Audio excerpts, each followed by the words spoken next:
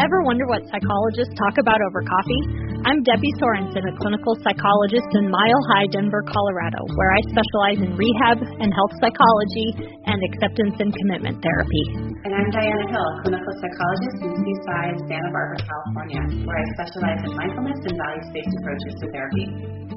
In this podcast, we bring psychology research into practice by discussing topics from psychology with experts in the field and with each other. You'll get a glimpse into the books we read, the research we think is interesting, and the ideas from psychology that we use to thrive in our own lives. Thank you for listening to Psychologists Off the Clock. Good morning, Debbie. Good morning, Diana. So we had a great episode last time with morning routines, and now that you have your morning routine down, I'm wondering, are you ready to dive into some work? Yes. Today we're going to be talking about how to focus more on your work once you get your morning routine done and you're ready to get to work. And so one thing, Diana, that I really love about having our very own podcast is how we get to work on ideas with personal relevance to us. And when we have a problem or something we want to address, we can use our podcast prep and our material as something to help our own selves. This is the same as being a psychologist, too. Right. Same deal. Oh, totally. We apply all of this stuff to ourselves. And so I'm going to tell you about a little problem that I've been having in my own life lately that kind of led to this episode. So I just noticed that there were a lot of times when I have so much to get done, and I have this plan. I have like a couple of hours in which to do it, or even maybe an hour or whatever. But when I sit down to get this task accomplished, I'm feeling kind of overwhelmed. I have too many things to do. I'm really easily distracted, and I just have trouble focusing enough to get it done. So what would happen is that the time would just pass by, and I would maybe get sidetracked by responding to emails or looking at something on the internet, and I would just get off task and have a really hard time. The time would pass and the thing was still not done. And I just realized I just felt like my brain was kind of scattered so much that I had a hard time just really doing what I needed to do. And so I just really wanted to take a look at this. And so what I did is I turned to the psychology literature on attention and focusing. And I know you also looked at some literature for this. And we both just took a look to see what we could learn about attention and focusing and distraction, and then also to find if there are any helpful suggestions that we could glean from the research. And as I was looking through this, I really noticed I started reading but then also talking to people about this, and so many people are experiencing this right now. Just this really hard time kind of staying on task and focusing. Yes, I feel like attention is really becoming an endangered species. It's hard to pay attention to all the distractions that we have. And what we are finding is that both our culture and our neurobiology are really working against us in terms of being able to have sustained attention. So we're going to give you some tips today about how to get your attention a little bit stronger and how to focus up. Yeah, that's exactly right. Yeah, and I think you're right. There are a lot of factors, both cultural and just our neurobiology, that really kind of contribute to this problem. And so we'll kind of start there, like what's causing this? And to me, as I was reading and kind of reflecting on my own experience, I was just paying a whole lot of attention to this in my own life as I was looking at this. And I really came up with three sort of overall, I guess, culprits of why attention is such a problem.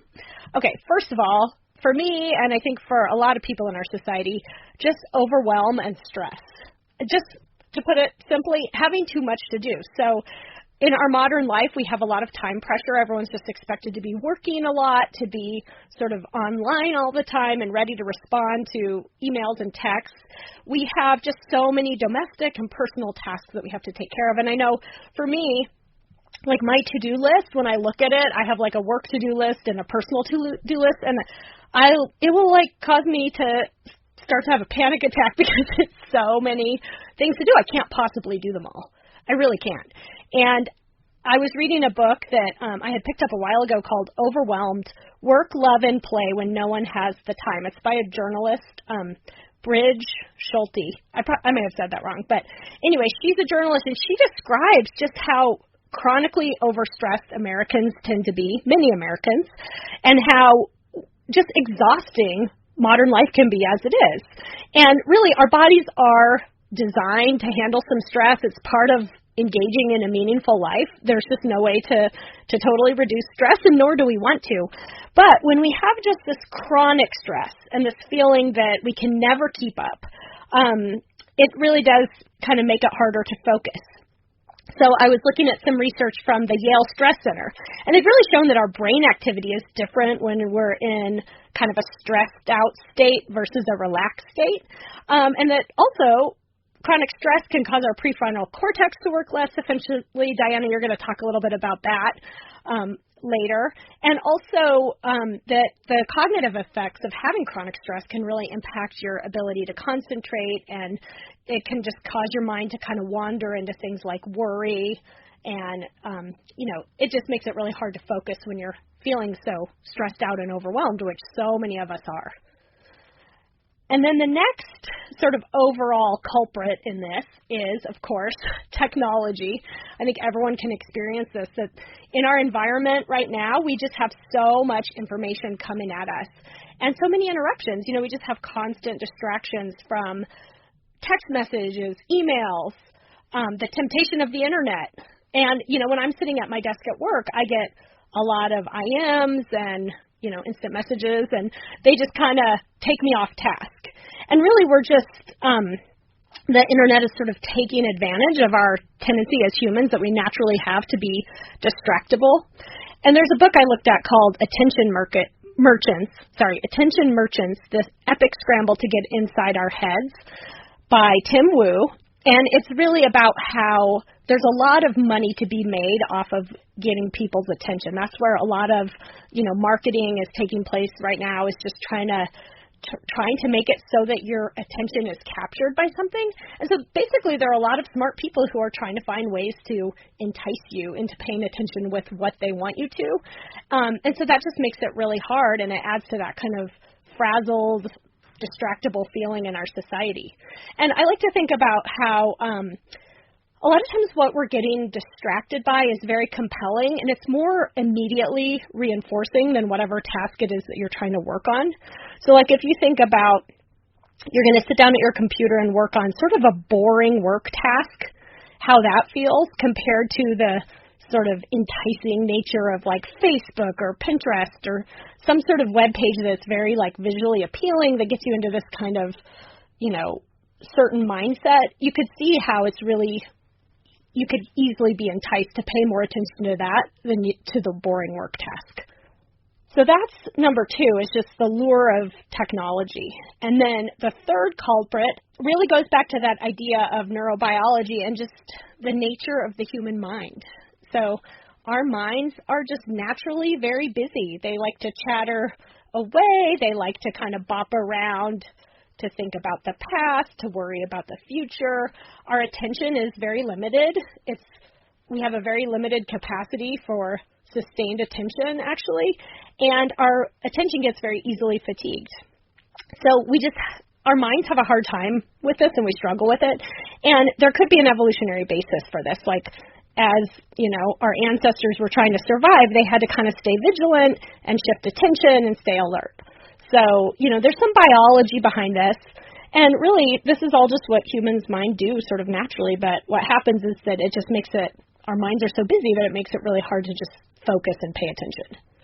Yeah, it's interesting because our mind is constantly filtering out stimuli. So I want to do a little exercise around this, which is pay attention to your big toe. And see if you can notice the sensations in your big toe, maybe your left big toe. And you can start to, can you feel some sensations in there? Yeah, I can feel it like contacting my shoe, yeah. And normally, would you have any attention on your big toe? No. No. I had not noticed that until you said that. All day long, our frontal lobe is inhibiting attention to our big toe, right? Uh-huh. Until we start to give it, sort of remove that filter and pay attention to it. And what is happening is that our brain should be filtering out a lot of information, because that's the only way you can pay attention is to filter out extraneous stimuli like your big toe. It would be a problem if you had that attention all the time. What is happening is that the things that are coming at us are so strong in a sensory way, like bright images, loud sounds, fast images, that our attention, our filters aren't working so well. Yep. And so it's as if we had, bright lights on our big toes and our elbows and our fingers, and we have to pay attention. It would be hard to walk, right? And that's what's happening in our current environment. And people are getting, like you said, really skilled at how to make those things so enticing that our filters can't filter them out. Right. Yeah. Yeah. A lot harder to filter out compelling internet content than your big toe touching your shoe. Exactly. Right. Exactly. Yeah. Okay, so those are the sort of culprits, overall categories of the culprits that I came up with, and I'm sure there are others, but I would imagine that most people can relate to those ideas. And now we're going to move a little bit into talking about some different states of attention that sort of come up throughout the day, and we're going to also talk a little bit about some of the psychology and the biology behind what's going on with attention.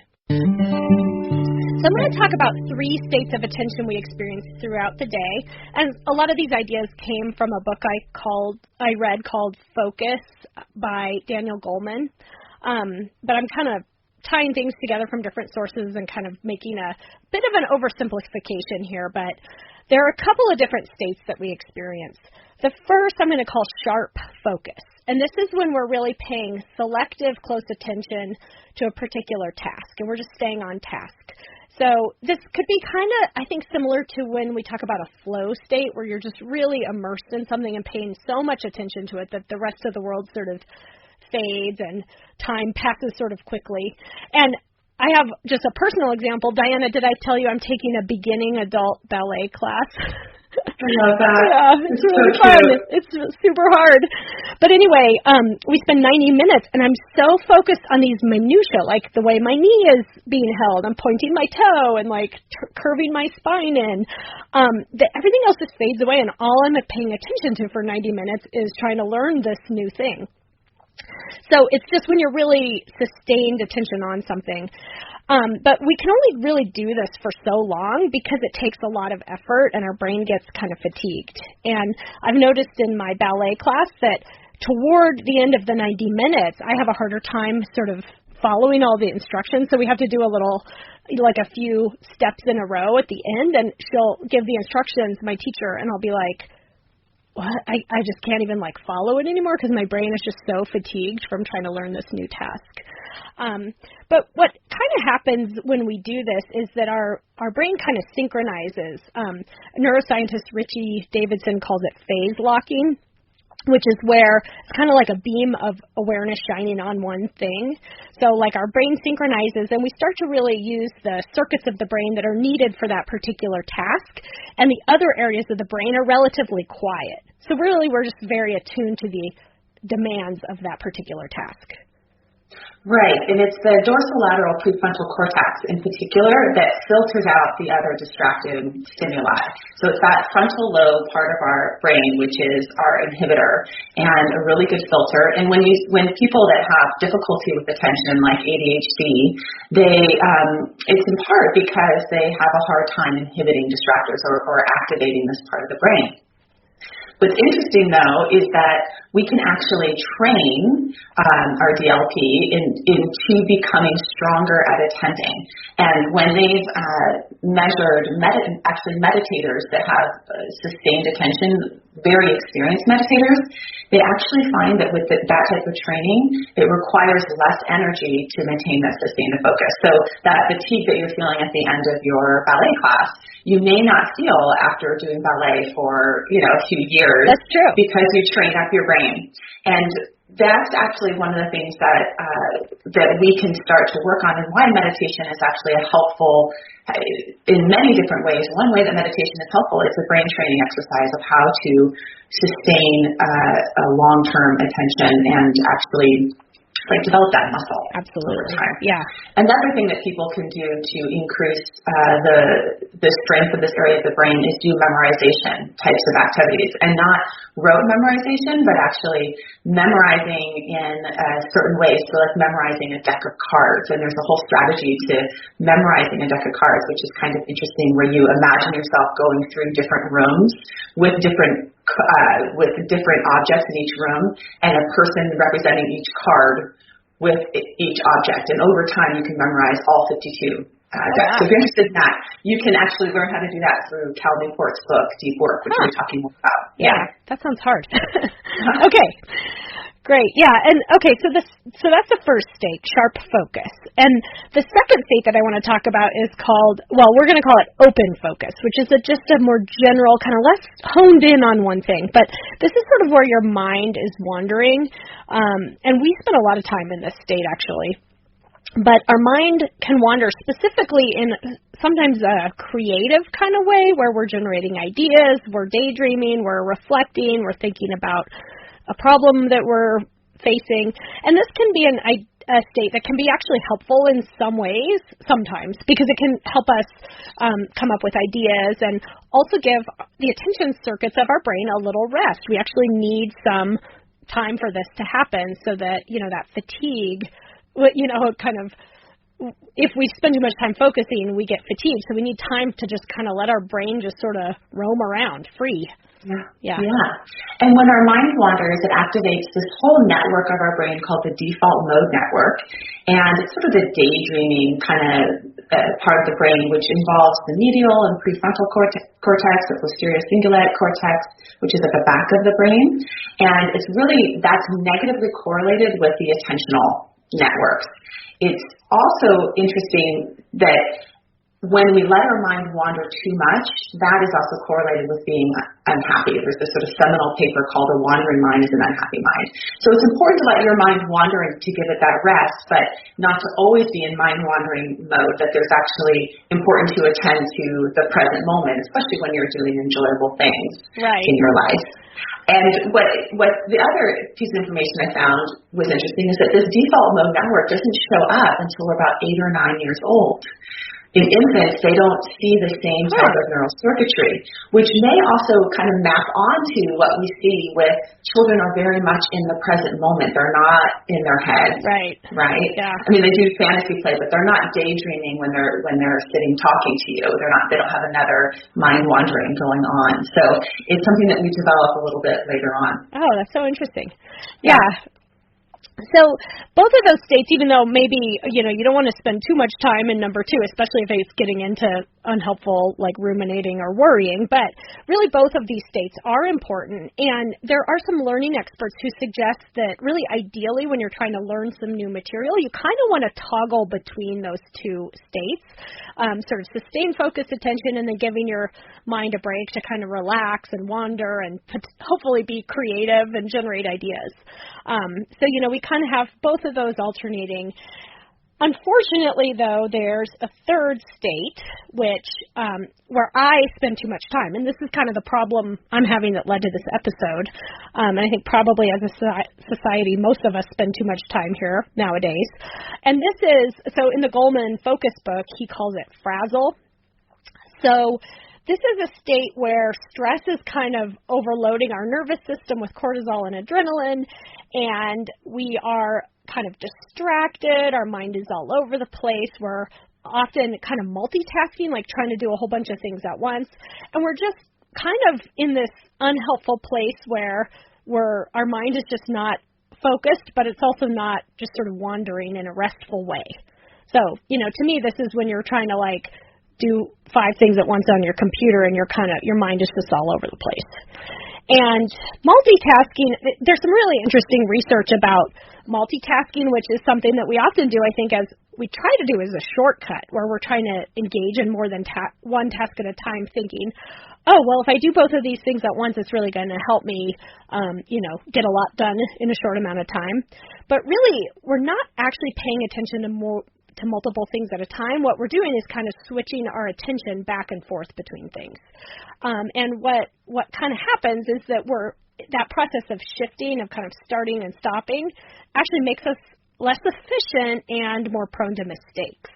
So when you're trying to save time by doing multiple things at once, you may just want to pay attention to that, because often, it isn't really actually a very effective strategy. Right. So this attention switching really requires parts of our brain that require a lot of energy. We actually deactivate that default mode network, and we use a lot of central executive networks, and including the right frontal insular cortex and the anterior cingulate cortex. And when we're doing attention switching, there is two things that are problematic about it.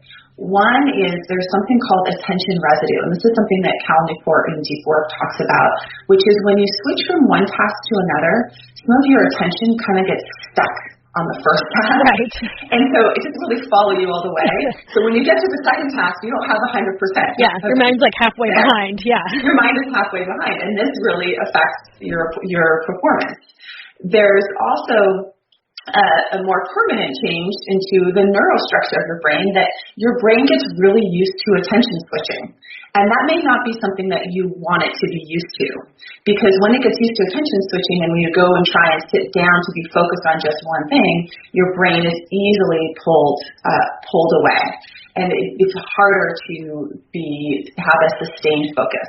So if we think about even with kids and tasks these days, there are in classrooms, young junior high level, they have their phones now in classrooms, and that is something that's impacting their attentional focus, the ability to focus in the classroom, because they can pull up on their phone something, and that quickly takes attention away from the teacher and the lesson at hand. Likewise, in college, kids have computers, iPads, phones in lectures.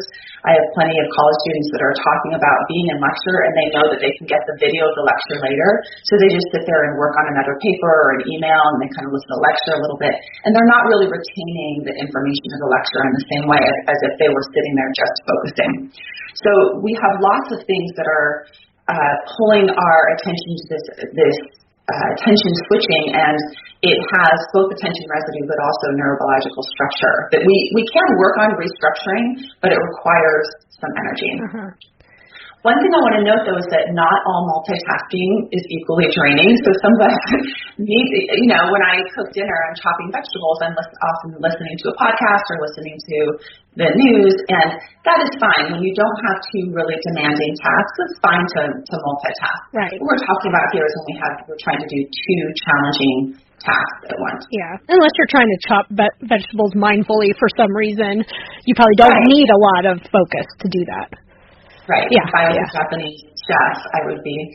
You'd be a little more zen, Diana. No, I'm just kidding. But yeah, that's true. Yeah.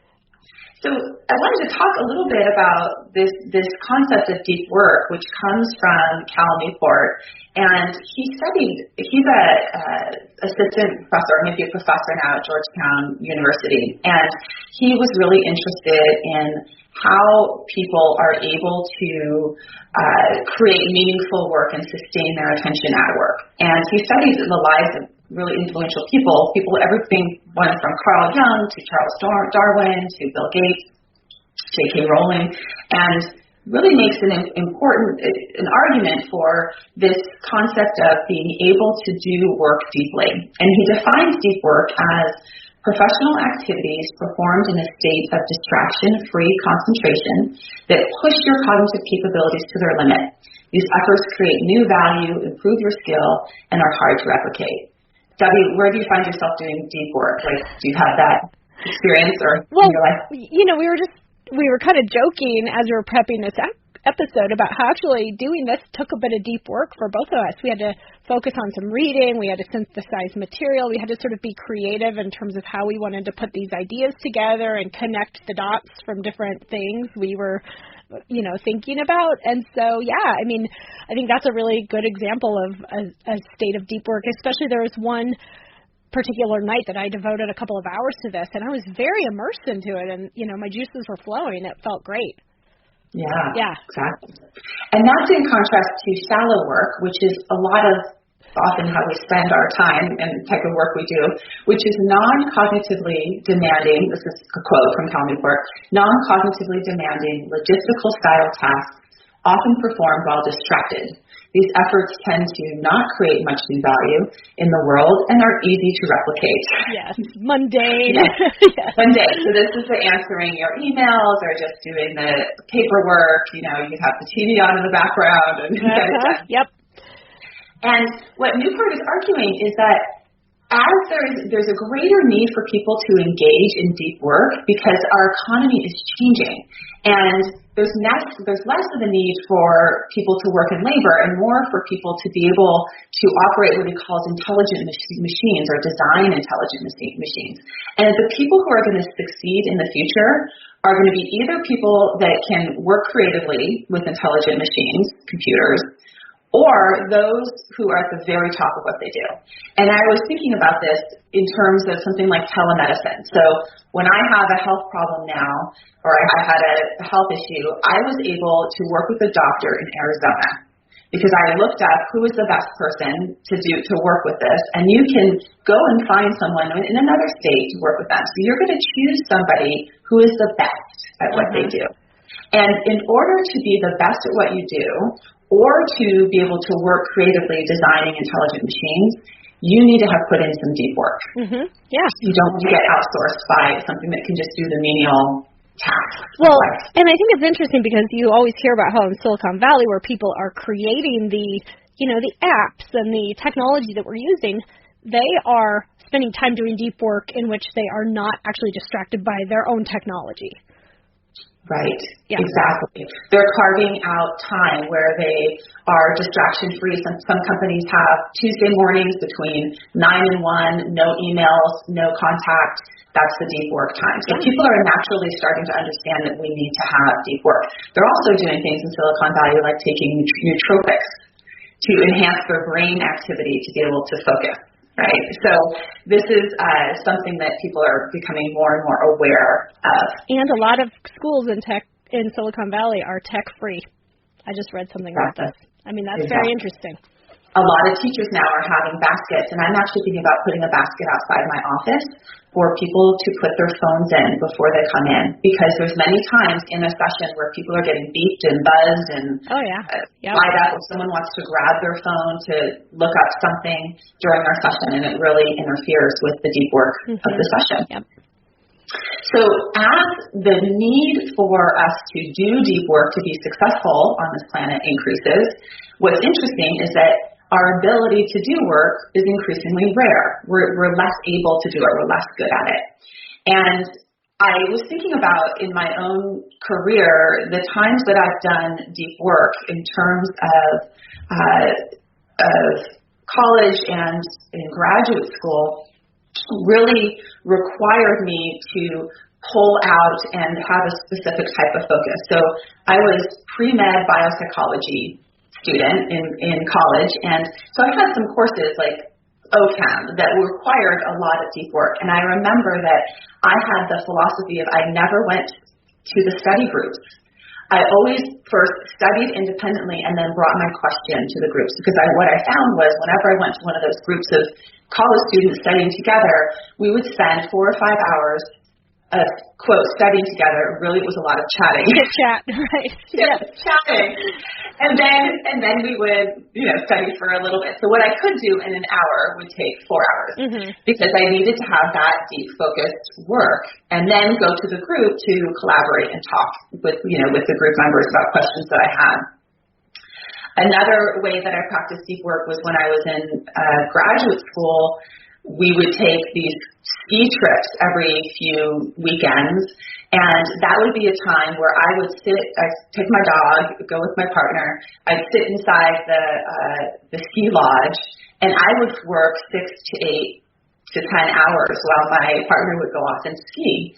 And it was a time that I would hole up and do this really this intensive deep work where it was just me and my dog and my computer working on my dissertation.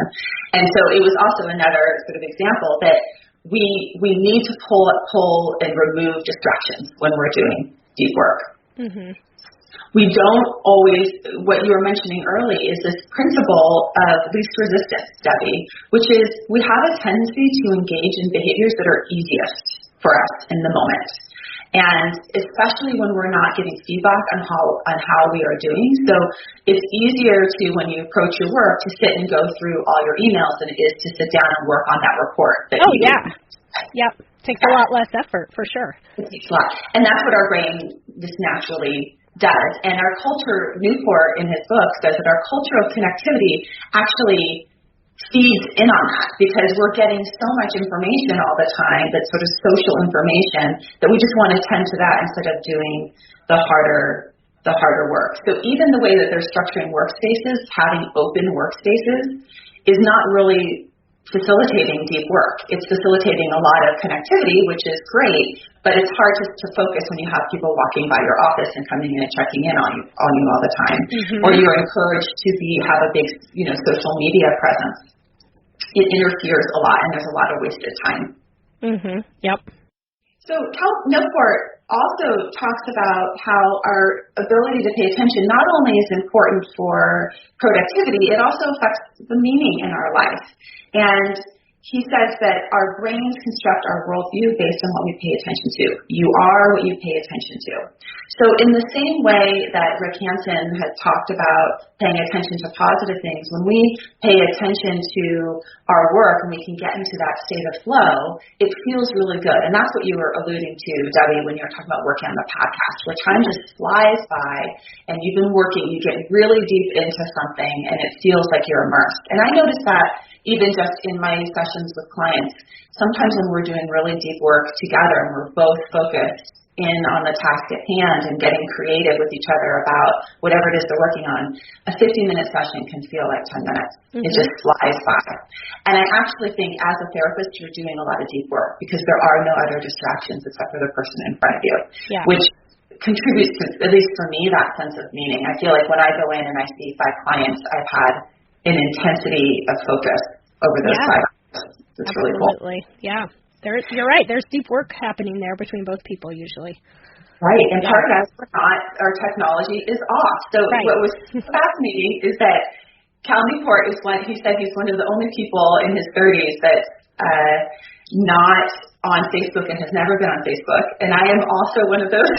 One of the few rare. You're a very rare species. Rare species. But what's interesting is that even when I don't have all these super stimulating social media, I will still go on my phone to do, check the weather compulsively. And I live in Santa Barbara, which is... it's always the same.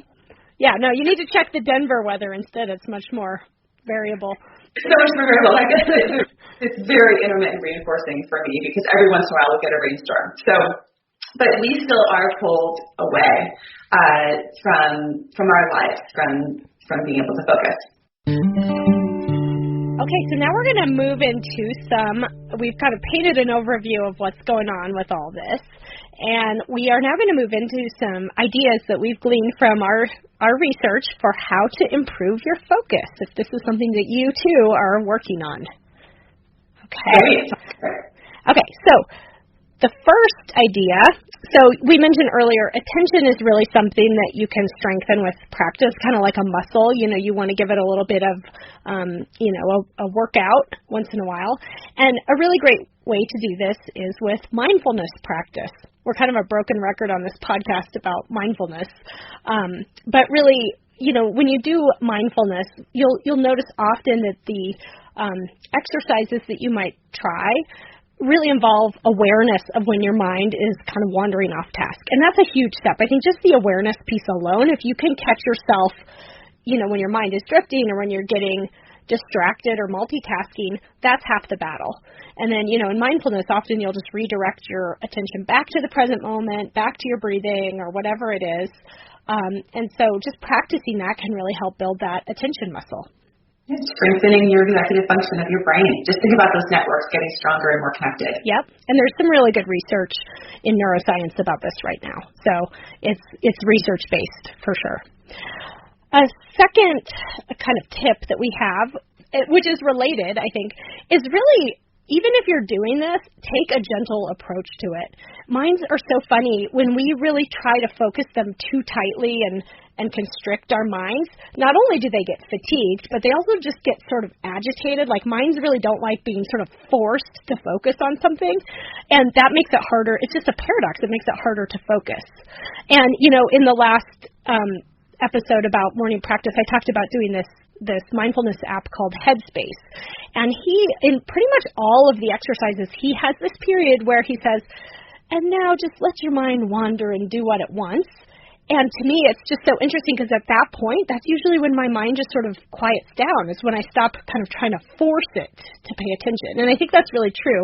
So as you're doing this, just if you notice you're really struggling with your mind, just try to just step back and be a little bit more gentle. Great. Okay, number 3 is don't task switch or multitask when you're engaging in deep work. So when you catch yourself doing it, slow down and focus on just one thing at a time, and then remind yourself that it's ultimately more efficient and you'll do things better if you focus on just one thing. You can even focus on, if you want to be thinking about work, you can focus on thinking just about work. And Cal Newport suggests something called productive meditation, which is a practice where you go for a walk or you're engaging in something that just keeps your body busy. And you focus on just thinking about that one problem. So it could be that you go for a run and you want to solve the problem of how you're going to design your kitchen. And you think about how you're going to, organize everything in your kitchen remodel or whatever. And when you do that, it's to help your mind just focus on solving that one problem so it doesn't keep on popping up when you're trying to do your work. Later on, your kitchen remodel pops into your brain.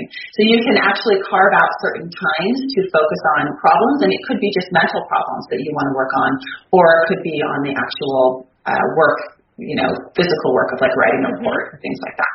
Okay. Yeah. Okay.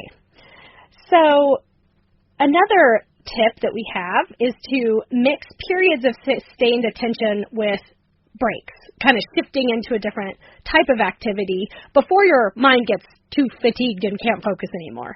And there's a method that is called the Pomodoro method, which is one version of this. There's a lot of different ways you can do this. And it's by Francesco Cirillo. This is actually kind of an old one. It's a couple decades old. And I heard about it from my husband because he does computer programming, and this is something that they talk about in the computer programming world, because that's something where you do need sustained attention, but if you don't take breaks, it can get really hard to keep that focus going. And the name Pomodoro comes from, those little tomato-shaped kitchen timers? Yeah. So he used one of those. Because you can find an app for it now, so if you don't have a tomato-shaped timer, that's fine. But what you do basically is you decide on the task, you set your timer, and traditionally he would have you do 25 minutes, and then you work with no distractions. And if anything pops to mind during that period, you just write it down and think, okay, I'll think about this later. So you just really focus for 25 minutes. When your timer rings, you take a short break, like 3 to 5 minutes, get up, stretch, just let your mind rest, and then repeat that. And the idea is that you do 4 of those cycles, and then you take a longer break, like a 15 to 30-minute break, maybe go for a walk or get a meal or something like that. And then if you have time, you start over, and you kind of repeat that cycle. So it's a method of kind of maxing out the amount of focused attention your mind can do for a period of time. And that's great because there's studies that have shown that people who take 15-minute breaks every couple hours actually end up being more productive. But those breaks really do need to allow for mind wandering. So walking or staring out the window or listening to music. And scheduling this type of downtime really is important to sort of restore our attention, restore these areas of attention. There's actually something called the attention restoration theory, which talks about being out in nature as one of the things that increases our creativity. Those are some of the studies that we talked about in our nature episode, where people went for walks in nature and they were more creative in solving problems. Yeah, and that gets you more into that open focus or mind wandering instead of frazzled. Because a lot of times when we take a break, we'll check our email, respond to a text message. That's not the same thing. Right. When I coach clients who are going into taking licensing exams or things like that, I say on your 10-minute break when you're taking that licensing exam, don't get out your phone and start scrolling through. Take that 10 minutes to go walk around the block and just give your mind a breather. There's also something that could be helpful, which Cal Newport talks about, which is a shutdown ritual. And this is particularly important for in the evening when you want to end your day. And a lot of times people have the problem of turning off their minds at the end of the day. And there's actually something called the Garnet effect, which is basically your mind keeps on solving unfinished problems, and it'll wake you up in the middle of the night. People have this experience quite often. I remember that from our licensing exam. Yeah. The EPPP. It's the Garnet effect? Yeah. The wording of it? Yeah.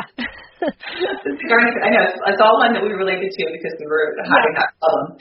But in order to prevent the Garnet or to combat the Garnet effect that your mind's going to keep on working on the problem when you don't want it to, is you need to have some sort of shutdown ritual at the end of the day that tells your mind, I'm done. And it may be writing down the tasks for tomorrow so that you know that you're going to be able to work on it tomorrow, or it may be certain procedures, like in some office buildings now, all the lights turn off at 6 o'clock and all the internet turns off at 6 o'clock, so you have to end. It's done. So things like that are actually helpful to have closure and be able to have some downtime. So number 6 is create conditions for deep work and really design your work schedule in a way that works best for you. So there's 4 different types of work schedules that Cal Newport talks about. And the first one is the monastic approach, which is basically cutting yourself off from the outside world and going away to work. This is what I did during my dissertation when I would take those trips to just get away from everything to the mountains and just hunker down.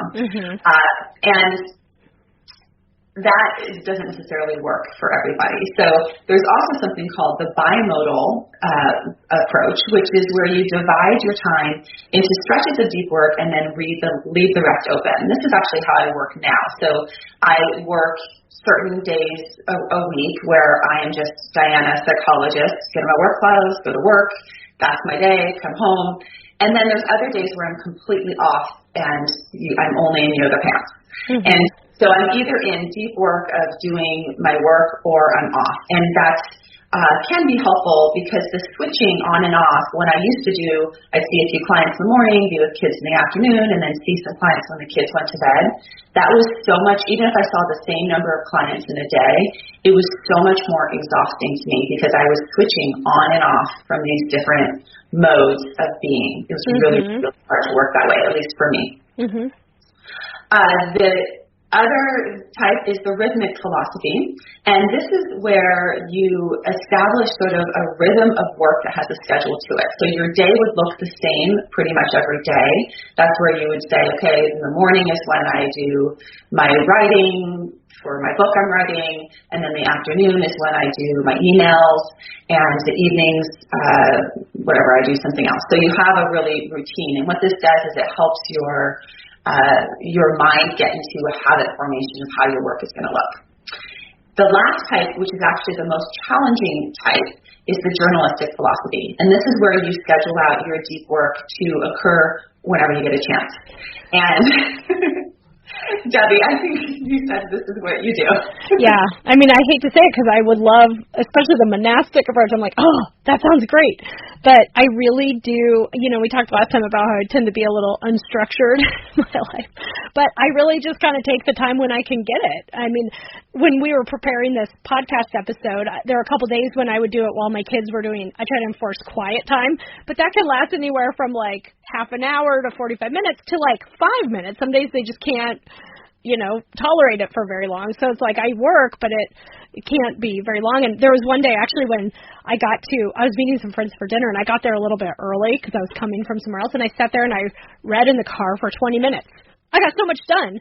It was just this 20-minute free period that I happened to have, and it's like I'll take whatever I could get. That's just kind of how my life is right now. But that said, I am working, especially while working on this episode, I'm really working on trying to carve out those periods for deep work more. Because you're right, it's harder to just cram it in for 5 or 10 minutes here and there. Right. Yeah. And sort of after you've decided on how you're going to approach your deep work, and you can very much do it in the journalistic style, but the way that you would do it in the journalistic style is also to make sure that you're doing some of these other strategies with it. Yeah. Otherwise, you're going to be so distracted. So if you're going to sit in the car for those 20 minutes, then you turn off the notifications on your phone, put your phone on silent, So number 7 is really setting some rituals to establish what deep work is going to look like for you. And this is to sort of, based on classical conditioning, to tell your brain this is time to work, to get you into the work mindset. One of the things that I've done forever is when I practice yoga, I usually practice with chanting or kirtan. And what I started doing I think I even started this when I was in college, especially when I was studying really anxiety-producing material, is I would put on chanting. Because my brain had already been conditioned to this soothing response to chanting, and it doesn't have words that I understand, so it doesn't distract me. Uh-huh. People do this with classical music often. Mm-hmm. And what it does is it sets you up for this is the time that I'm going to be doing deep work. So establishing some rituals. Other people may have rituals like changing their office space or sitting in a certain chair where they're doing the work, having a tea ritual that they do, but really kind of having some rules for the session, like turning off the phone, internet, things like that, so that you're conserving your energy for deep working and your brain knows that this is the time to do it. Another strategy is number 8, which is Cal Newport's strategy of having a hub and spokes model to work. So we know that collaboration is really important for creativity, but at the same time, this concept of being really overly connected is distracting us. So the hub and spokes model is having a hub where you collaborate with other people, but then when you go into your deep work, you're going out into the spokes of the wheel. And this is very much how you and I, Debbie, operate. We sort of come together, we collaborate, we come up with an idea around the podcast, and then we go off into our spokes, and we independently work on it, and we do our deep work, but while we're working on it, we're not checking in with each other the whole time. We're just sort of doing our thing, and then we bring it back together, and then we collaborate a little bit, and then we go off and do our independent thing. Yeah. And I think that works pretty well for us. Yeah. Who knew? We were just doing that sort of naturally. That's great. Yeah. Okay, so number 9 tips is actually a kind of a combination of tips that we have for minimizing distractions, because that's a key part of it. Is you want these periods where you're doing what you can to keep the distractions from popping up. So obviously, things like email and text messages are the worst enemies of focus. So you need to take breaks from them, maybe even be super hardcore like Diana and quit social media. But, turning off notifications, like making it so turn off your phone or whatever, so that you're just not getting that lure, and just able to really focus. Yeah, and maybe even taking the approach of really choosing which tools are most beneficial to you. So you don't have to be on every single social media. You don't have to quit every social media, but you also don't have to be on every social media tool out there. Which ones do you find that bring you the most benefit without as many negative consequences? I certainly see that in my practice where people are saying, I'm just on Instagram. That's the one that I really enjoy the most. Facebook was really hard for me, and so I just chose this one. So taking a look at them and which ones have more positives. And in general, I don't think that we should be turning off our notifications just when we're working. I think that we need to all be turning off our notifications. Period. Yeah. That helps me a lot, actually. Yeah. I mean, the only ones I get are text messages, but I used to get so many, and made a huge difference. Yeah, and even with text messages, so my partner has everything on Do Not Disturb 100% of the time, and it's really nice because he just goes in and checks it when he needs to check it, and then comes back. And then you have more control. I still have my text. I can't quite get there with the text messages. Yeah. But I think it would be really good to have more of the choice in our hands of when we go in and check, rather than it just interfering. It chooses when it's going to beep us all day long. Yeah, just set aside a time that works for you, and that's when you check all of it and then be done. Yeah. And that's also part of the attention, because when you're going to your text message, you're training your mind to lose its attention. Yeah. Another thing you can do to minimize distractions is to just look around your environment and try to reduce environmental clutter. So this could be a whole number of things, and it might be different person to person, but for me, one thing, I a lot of times have all these piles on my desk with like a to-do list here and something I'm working on there and then this and that, and actually just having it all in front of me is distracting because it makes me bop around from task to task. And similarly with having a whole bunch of different windows open on your computer, like if you're typing something into a Word document and you have like 5 other windows open on your screen at the same time, it's going to be really hard to focus on writing. So you want to just look at your environment and see how you can reduce those kinds of things. Also, noise clutter. You know, you mentioned headphones, but you can also put in earplugs. You could put on headphones with some like light ambient music, just something to keep the noise distraction down or social interruptions. Something else people find really helpful is to keep a list. I actually really find this helpful myself. Keep a list of tasks. And so when a task pops to your mind, you just write it down so that you don't have to try to keep track of so many things. Like that takes a lot of space up and will kind of tax your mind. So you can just jot it down and deal with it when you have a time. And some people also find it helpful to keep like maybe a worry journal or just write down their worries like on a piece of paper or something like that, because your mind will keep going over your worries, kind of ruminating or just worrying. But if you can just sort of jot it down, that can really help free up some of your mind as well. Great. Number 10 is to create some outcome measures for yourself. Track your goals and make yourself accountable for outcomes, especially when you have these long tasks that don't have any reinforcers or really clear outcomes, so that you don't fall into that trap of least resistance, of doing something that's really reinforcing quickly, like checking an email. And we've done this, you know, in our own designing of the podcast, just naturally. Nobody said that we had to produce podcasts on a certain timeline, but at least for us to have that deadline of let's try and have a podcast every 2 weeks automatically created an outcome measure for us, as well as accountability to each other to have it out. So that really helps with your motivation to get things done. If we didn't have that there, we probably would produce much less frequently than we do. Mm-hmm. Yep. Yeah, it's helpful. Okay, the next tip is, you know, you might hear this, people sometimes say work smarter, not harder. So basically reducing shallow work, just working more efficiently and in a smaller space of time and then turning the switch off. And one thing that can be really helpful is to prioritize really important tasks and to be realistic about how much you are going to be able to do in a time period. This is something I am so guilty of, and I could totally relate to this in that book I mentioned, Overwhelmed. Really, basically what happens is that sometimes we have so much to do that we take on too much. We try to do too many things. We are unrealistic in our expectations of what we're going to get done, and that can lead to being kind of indecisive, not knowing where to start, feeling overwhelmed and stressed out. So what is a better strategy is to pick a few important tasks, just really prioritize, focus on those very intensely, and don't wait to do the important stuff until you've caught up on all the unimportant stuff. You know, you'll be like, oh, well, I'll do this really important project as soon as I've gotten my oil changed and responded to all these emails and this and this and that. Well, you're never going to be done with those unimportant tasks. So carve out the time to do the things that really matter to you and just focus on those and be more efficient. Great. And then lastly, let yourself be bored. So I mentioned at the beginning that attention is an endangered species. I think boredom is even more of an endangered species. And it's actually really important for us to be able to tolerate boredom in order to do deep work. Because part of deep work is getting to a place where you get bored and being able to sit through that and stay focused.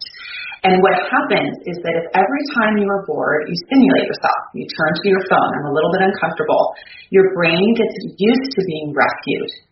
And we get less and less tolerance for being able to, over time, be able to focus for long periods of time because we get bored during that focus. So we need to spend time teaching our brain to get comfortable with boredom. And some of the ways that we can do that is doing things like purposely leaving your phone at home when you go to do errands, purposely not having your phone when you sit at a doctor's appointment or when you're standing in line at the grocery store, not automatically turning your phone to escape. What would it be like to allow yourself to just kind of be bored? And it actually takes a little bit more mental energy to do that. And so it's actually, it's important that we keep these brain circuitry intact. Yeah, we don't like being bored, so we try not to, right? We don't like to. And what Cal Newport talks about as well is that how people are thinking about technology today is that they want to take a break from technology, or even something called the Internet Sabbath. Have you heard of that term? Yeah, well, I've heard of analog Sundays or analog Saturdays or something. Yeah, right. Take a day off. Take one day off. Yeah. Mm-hmm. And what he argues is that that's sort of equivalent to going on a diet one day a week. And rather, it doesn't really work. No. And rather, what we should be doing is the opposite, is that we're living our lives, engaging in our lives, and doing deep work and having meaningful connections. And then we take a break from our lives to go and do a little bit of online, internet, distracted stuff. Yeah. And then we go back to our focused lives. So it's a different way of thinking about it. Yeah. And certainly it's, in our society now, that's a harder thing to do, but I think that could be a goal if we want to be able to have more attention. Yeah. And what's meaningful. You know, I think it's really important to do this with kids, too, to let kids have time when they're bored. And they're not, I see people driving around with, like, those little TV screens in their minivans.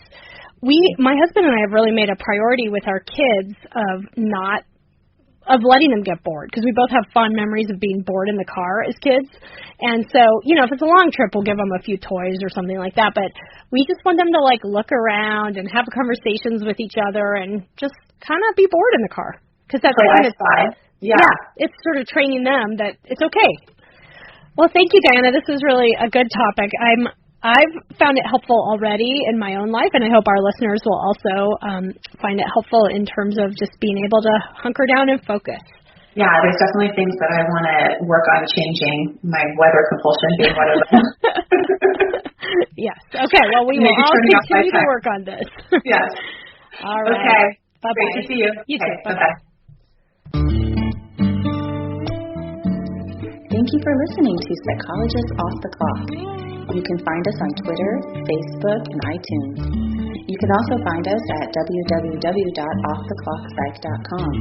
That's offtheclockpsych.com. Music by John Gu and Susie Stevens.